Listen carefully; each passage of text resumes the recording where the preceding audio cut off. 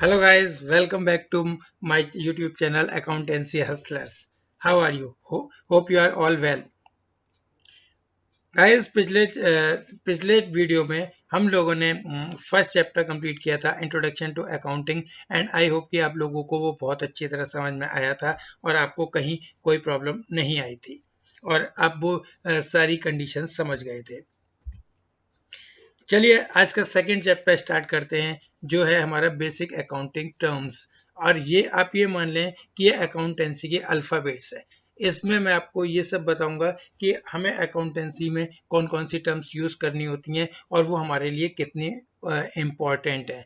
और गाइस, आज अगर आप ये टर्म्स अच्छी तरीके से पढ़ लेंगे तो समझ लीजिए कि आपको अकाउंट्स की काफ़ी चीज़ें बहुत ईजिली तैयार हो जाएंगी। तो प्लीज़ इनको अच्छी तरीके से पढ़ें, अच्छी तरीके से ध्यान दें। और ये हमारा चैप्टर है बेसिक अकाउंटिंग टर्म्स।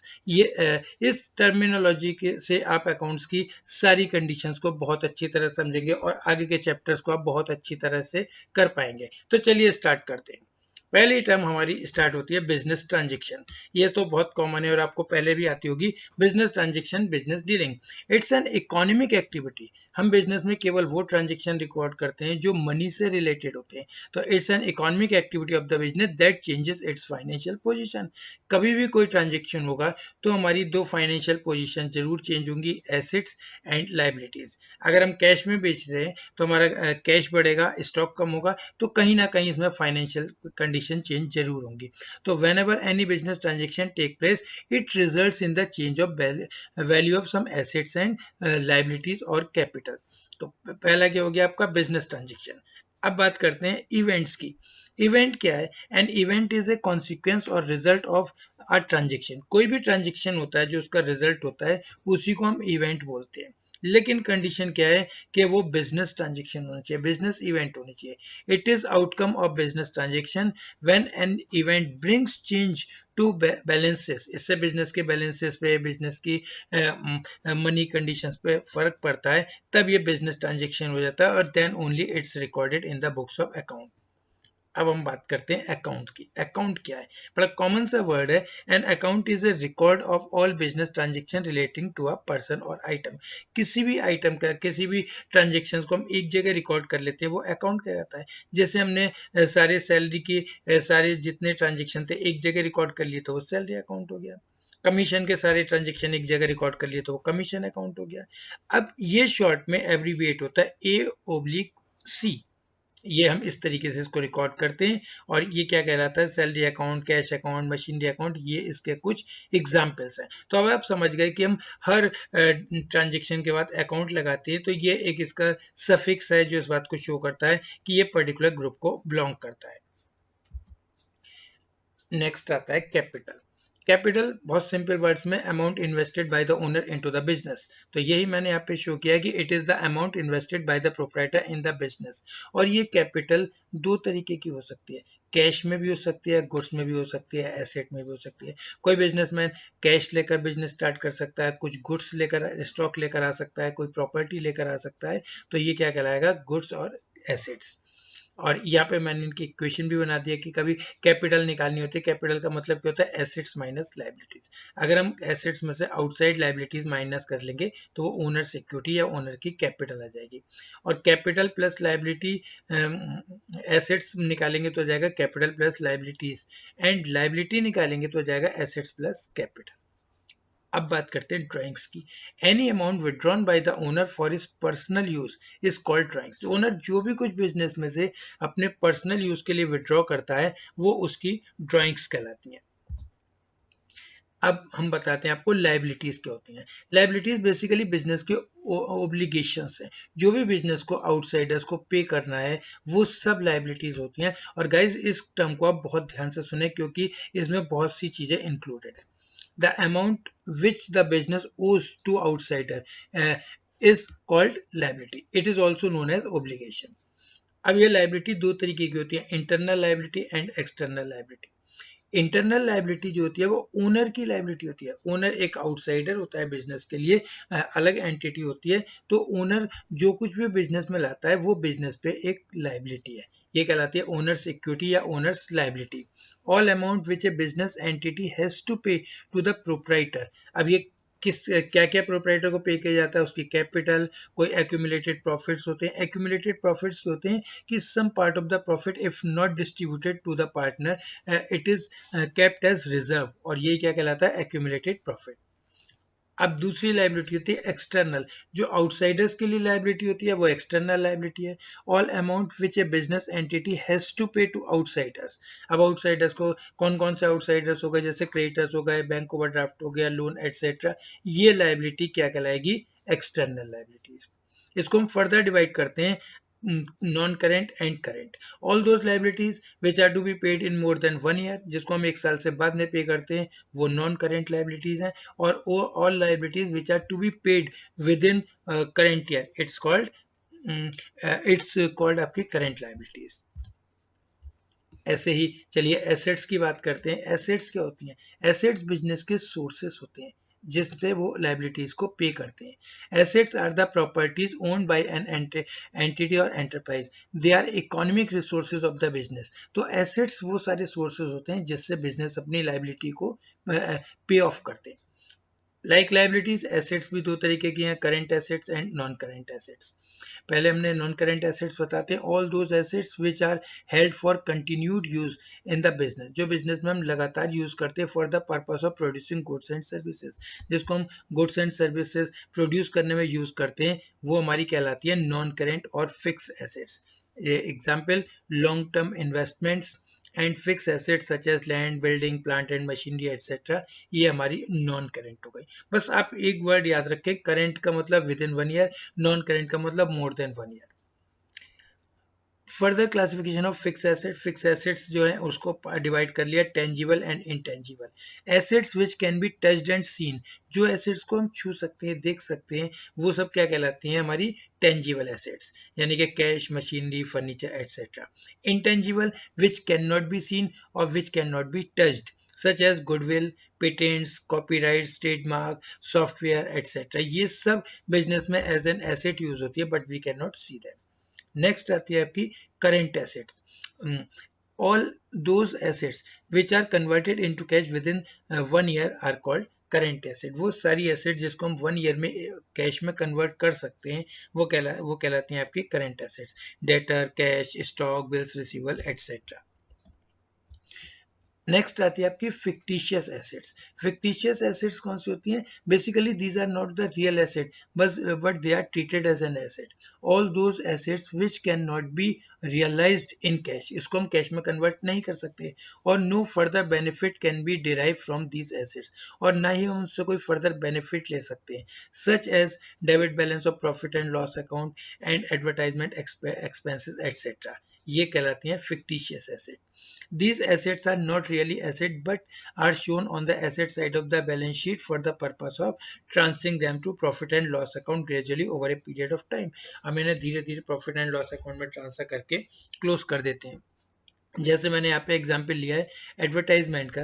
अब मान लो एक फर्म हैवी एडवर्टाइजमेंट कर देती है एंड इट रिजल्ट्स फॉर 5000, और उसको 5000 का रिजल्ट होता है, तो 5000 उसको, और ऐसा लगता है कि उसका बेनिफिट उसको 5 इयर्स के लिए मिलेगा, तो चूंकि 5000 का बेनिफिट 5 इयर्स के लिए, इसलिए उसको डिस्ट्रीब्यूट कर देना चाहिए ओवर 5 इयर्स। फर्स्ट ईयर में 1000 एक्सपेंस करके प्रॉफिट एंड लॉस में दिखा देंगे and 4000 will be kept in the balance sheet as an asset. इसी तरह से नेक्स्ट ईयर 1000 ट्रांसफर कर देंगे, फिर 3000 ट्रांसफर हो जाएगा बैलेंस शीट में एज एन एसेट। तो ये सारी एसेट जो रियल एसेट नहीं होती हैं बट उनको हम एसेट की तरह ट्रीट करते हैं, उनका बेनिफिट हमें फ्यूचर ईयर्स में मिलता है, ये कहलाती है फिक्टिशियस एसेट्स। अब बात करते हैं रिसिप्ट्स की। कोई भी अमाउंट जो हमने रिसीव किया है वो सब हमारा क्या कहलाता है, रिसिप्ट्स। चाहे वो गुड्स को सेल करने के लिए हो, कोई एसेट्स को सेल किया हो, या कोई सर्विसेज को सेल किया हो, तो any type of money which we have received from selling it's called receipt. It is the amount received और रिसीवेबल, या तुमने रिसीव कर लिया है या रिसीवेबल है, मतलब we will receive it in future for selling assets, चाहे प्रॉपर्टी हो, गुड्स हो एंड सर्विसेज हो। ये दो तरीके की होती है, revenue receipt and capital receipt. Revenue receipt the amount receipt और receivable in the normal course of business for example for the sale of goods and rendering services. हम गुड्स एंड सर्विसेज को सेल करके जो भी cash receive करते हैं, amount receive करते हैं, वो कहलाती हैं रेवेन्यू रिसिप्ट। और हम कैपिटल गुड्स को सेल करते हैं, जैसे कि ओल्ड मशीनरी सेल कर दी, कोई प्लांट सेल कर दिया, और उनसे जो हम पे पैसा आता है वो कहलाता है capital receipt. The amount received और receivable against capital items such as amount receive from the sale of fix assets और लॉन्ग टर्म लोन टेकन, ये सब हमारी कैपिटल रिसीप्ट है। Expenditure, the amount spent on liability incurred for acquiring asset goods etc। तो वो expense जो कि हम किसी एसेट के लिए एक्सपेंड करते हैं, गुड्स के बिजनेस के लिए नहीं करते, वो कहलाता है एक्सपेंडिचर, यानी कि non operating activities. The amount spend और liability incurred for acquiring assets, कोई एसेट परचेज कर ली, कोई गुड्स और सर्विसेज परचेज कर ली, तो वो कहलाती है हमारा एक्सपेंडिचर। एक्सपेंडिचर भी दो तरीके का है, तीन तरीके का है basically. Capital expenditure, expenditure incurred for acquiring asset, कोई हम एसेट एक्वायर करने के लिए एक्सपेंडिचर करते हैं तो कैपिटल एक्सपेंडिचर कहलाता है। Raw material goods etcetera purchase करने के लिए, सैलरी पे करने के लिए करते हैं, वो कहलाता है रेवेन्यू एक्सपेंडिचर। और deferred revenue expenditure, it is the revenue in nature but it is written off or charged in more than 1 year acquiring one accounting period such as long term advertisement। जैसे मैंने आपको advertisement का एक example दिया था, ये कहलाता है deferred revenue expenditure। अब बात करते हैं एक्सपेंसेस की। The cost incurred in producing और selling the goods and services expenditure. हम जिस चीज़ का बिजनेस कर रहे हैं, जिस चीज़ में डील कर रहे हैं, उसको बनाने में, उन गुड्स को प्रिपेयर करने में जो भी हम एक्सपेंडिचर करते हैं, जो भी एक्सपेंस करते हैं, वो एक्सपेंस कहलाता है। ये दो तरीके होते हैं, prepaid expenses, expenses paid in advance, and outstanding expenses, expenses due but not have been paid till now, it will be paid in future. Next part is income. सब जानते हैं इनकम क्या होती है, the profit earn during an accounting period. एक accounting period में जो भी हम प्रॉफिट अर्न करते हैं वो क्या कहलाता है, profit. It is the difference between revenue and expenses. Total हमने कितनी इनकम जनरेट, कितना रेवेन्यू है और कितना एक्सपेंसेस किया, उन दोनों का डिफरेंस जो है वो हमारा क्या कहलाएगा, इनकम। और आपको बताता है accounting period is a period of 12 month. जो भी हमारा 12 मंथ का पीरियड होता है हम उसको अकाउंटिंग पीरियड बोलते हैं। और हम जो आजकल फॉलो करते हैं वो कहलाता है फाइनेंशियल ईयर, यानी कि जो फर्स्ट अप्रैल में स्टार्ट होता है, 31 मार्च नेक्स्ट ईयर में एंड होता है। तो one accounting period includes 2 calendar years. Profit, it is the excess of total revenue over total expenses. अगर हमारे इनकम ज़्यादा है, रेवेन्यू ज़्यादा है और एक्सपेंसेस कम है तो उसका डिफरेंस क्या कहलाएगा, प्रॉफिट। अब बात करते हैं गेन का। गेन भी मॉनेटरी बेनिफिट्स होते हैं, प्रॉफिट और advantage resulting from non operating activities. ये ऑपरेटिंग एक्टिविटीज से नहीं होता, नॉन ऑपरेटिंग। ऑपरेटिंग एक्टिविटीज जिस चीज में हम बिजनेस कर रहे हैं, ये किससे होता है, नॉन ऑपरेटिंग एक्टिविटीज से, such as sale of fix asset. Fix asset से सेल करके हमें प्रॉफिट हो गया, कोई कोर्ट केस विन कर लिया तो हमें उससे गेन हो गया, ये सब क्या कहलाते हैं, gain. Loss, excess of total expenditure expenses over total revenue. अगर हमारे एक्सपेंस ज़्यादा है और रेवेन्यू कम है तो वो क्या कहलाएगा, loss. And purchase, it means payment made for buying the goods in trade. जिस चीज़ का हम डील कर रहे हैं, गुड्स इन ट्रेड का मतलब जिस चीज़ का हम बिजनेस कर रहे हैं, उस बिजनेस को करने में हमने जो भी रॉ मटेरियल परचेज किया है उसको हम परचेजेस बोलते हैं। नॉर्मल केसेस में हम बिजनेस में ये टर्म यूज करते हैं, purchases and sales. Purchases and sales belong to goods in trade. जिस चीज़ की हम गुड्स में डील कर रहे हैं, जो सेल कर रहे हैं, जो परचेज कर रहे हैं, तो उसके लिए हम टर्म्स यूज करते हैं परचेजेस एंड सेल्स, और normally we use them in plural. Purchase return, जो गुड्स हमने परचेज कर लिया था, अब अगर उसमें कुछ डिफेक्टिव है तो हम सप्लायर को वापस कर देते हैं, that term is used as purchase return.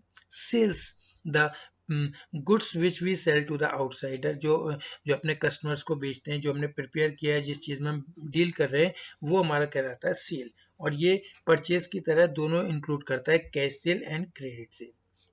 Sales return same, the goods which we have sold to the customer and they return us because of any defectiveness, जो हमने कस्टमर को गुड्स सेल कर दिया था, कस्टमर अगर हम उसे वापस कर देते हैं तो वो चीज क्या कहलाती है, सेल्स रिटर्न।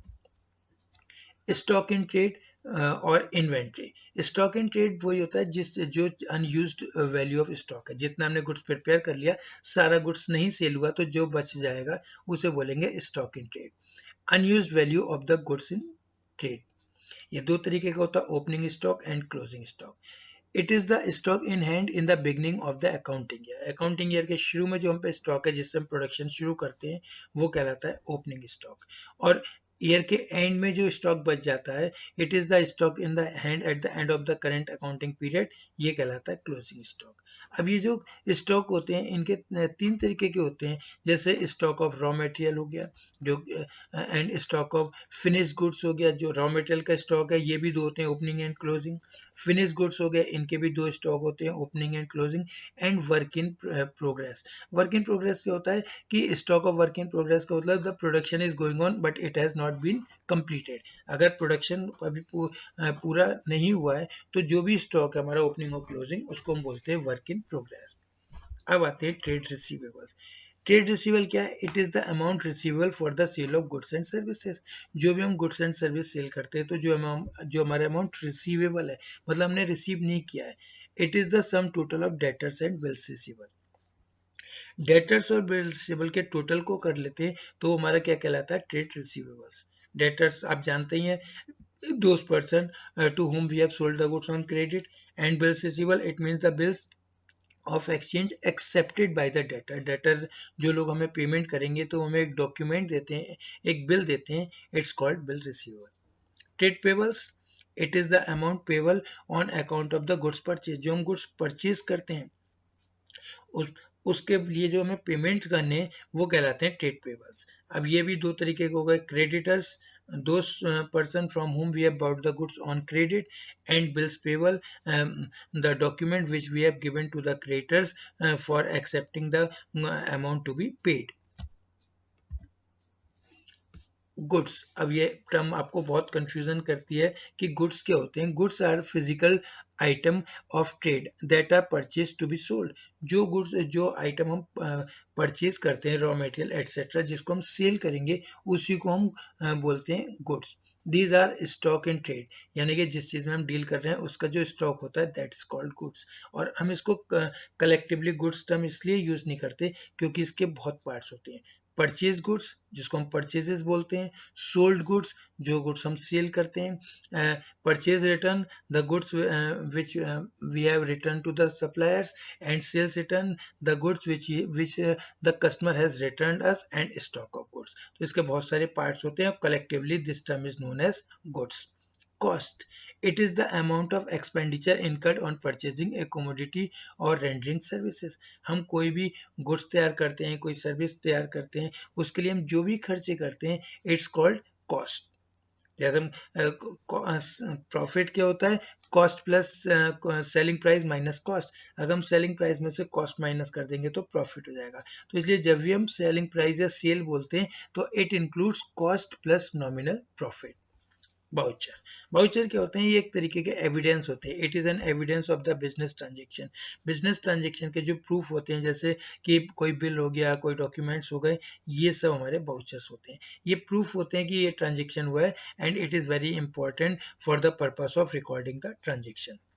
एंट्री, एंट्री बहुत कॉमन सा वर्ड है और इसका मतलब होता है व्हेन ए ट्रांजेक्शन और an event is recorded in the books of accounts it's called entry. Entry का मतलब enter the transaction in the books. हम किसी ट्रांजेक्शन को बुक्स ऑफ अकाउंट्स में एंटर करते हैं तो this is called entry. Discount, it rebate or an allowance given by the seller to the buyer। Seller जो भी बायर को डिस्काउंट देते हैं, कोई भी अलाउंस देते हैं, कोई भी प्राइस में डिडक्शंस करते हैं, वो रिबेट कहलाती है। ये डिस्काउंट कितने तरीके के हो गए, एक होते हैं ट्रेड डिस्काउंट और एक होते हैं cash discount. Trade discount is given to the customer to attract them and increase the sale. इसका एक ही पर्पस होता है कि कस्टमर को अट्रैक्ट करना और सेल को इंक्रीज करना। This is called trade discount.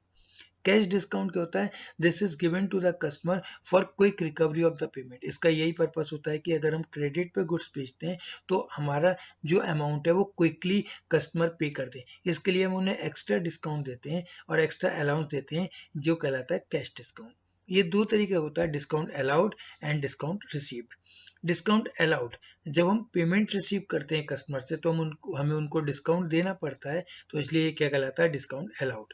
और डिस्काउंट रिसीव्ड क्या होता है कि जब हम किसी पार्टी को पेमेंट करते हैं तो हम उन्हें टाइमली पेमेंट करते हैं या अर्ली पेमेंट करते हैं, तो हमें थोड़ा सा अमाउंट जो छोड़ देते हैं, जो डिडक्ट कर देते हैं, वो हमारे लिए कहलाता है discount received. Discount allowed business के पॉइंट ऑफ व्यू से एक्सपेंडिचर है और डिस्काउंट रिसीव बिजनेस के पॉइंट ऑफ व्यू से इनकम है।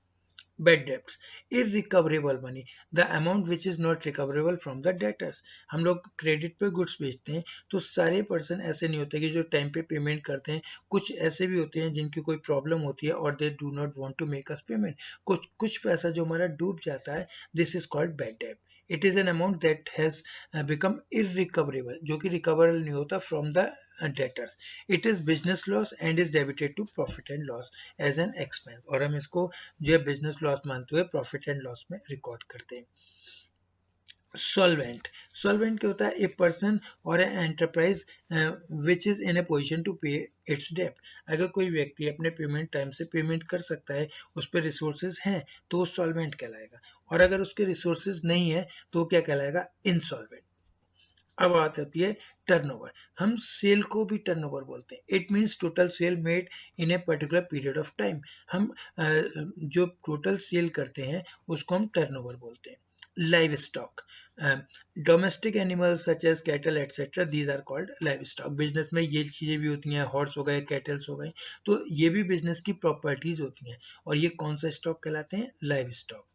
Investment, it means deployment of funds of the business in shares or debenture of a company with intention of earning return।